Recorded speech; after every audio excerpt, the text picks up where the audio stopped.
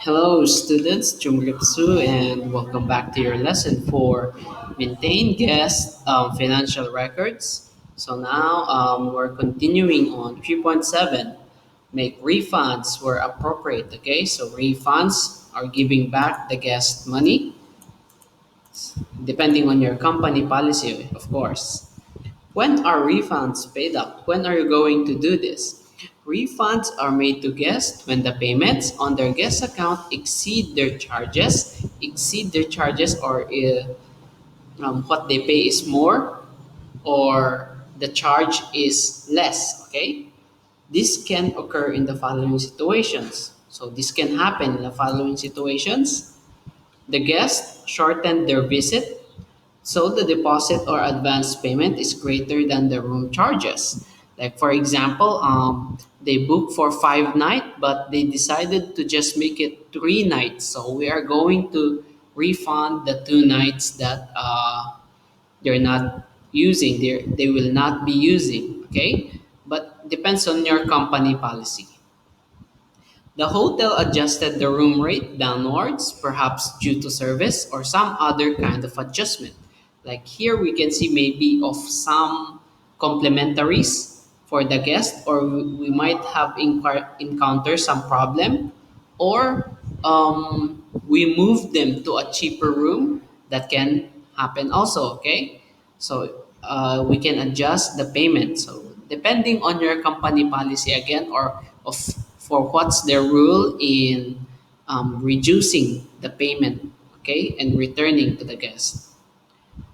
Payments during occupancy exceed charges on the account. So the guest paid more for his charges. So yes, we can refund his change. Okay. So it says generally it's not until checks out in the final stage of the cycle of service that refunds are paid out. So never ever refund if the guest still is checked in. Okay? Do it in check out, because there is still a lot of things to happen. So we don't know if there are some changes. So we are not sure. We only do that in the final stage, which is the guest checkout, because here everything now is finalized. Okay, because in this stage it is finalized already. We will learn more about it later. Okay, how are refunds calculated and paid out? So how companies are doing this? When a guest check out, their guest account balance must be zero. Recall earlier that debits represent charges to a guest account and credits represents payment.